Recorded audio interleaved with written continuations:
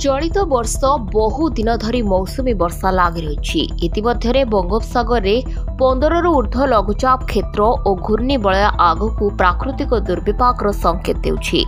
एपरी परिस्थिति रे भारतीय पाणीपाग विभाग तथा आईएमडी ओडिशा सहित पूर्व भारतीय राज्यगुड़िक अक्टोबर डिसेम्बर पर्यंत सतर्क रहिबाकू परामर्श देथिबारु लोकंक मनरे बात्या नहीं छनका पशिछि।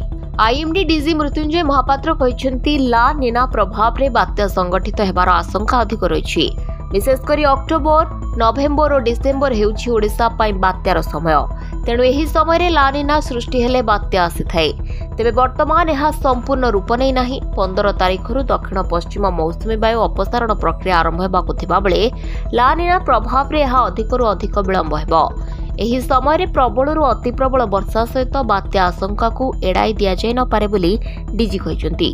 सेपरी 15 दिन आगरू बात्यार पूर्वानुमान करा जाय परिबो एवं ओडिशा रे एने स्थानीय प्रशासन को सतर्क रहबाकू से परामर्श दैछन्ती। आईएमडी अन्य घरोई अंतर्जातीय पाणीपाग संस्था गुड़िकर आकलन अनुसार ला निना सेप्टेम्बर शेष में सक्रिय हो पारे, जहां अक्टोबर रे बात्या गठन को सहज करिबो।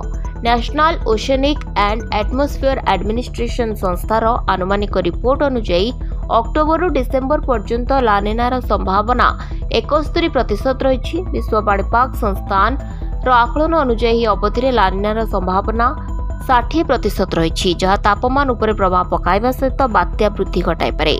ला निना हेउछि एक जलवायु प्रक्रिया। शांत महासागर पानी साधारण तापमात्रा ठारू अधिक ठंडा हेले ला निना स्थिति सृष्टि होइथाय। ଏହା द्वारा प्रशांत महासागर गरम वायु और जल पश्चिम दिगरे प्रवाहित होई भारत महासागर प्रवेश करे। यह भारत महासागर बात्या सृष्टि पाई पाग अनुकूल करिथाय। भारत में मौसुमी सक्रिय थिबारु यह बात्या को आकर्षित करिथाय। ला निना परिस्थिति संगठित हेले बंगोपसागर में सामुद्रिक झड़ बा बात्या को बल जोगाइबा सहित यार तीव्रता को वृद्धि रे सहायक होइथाय।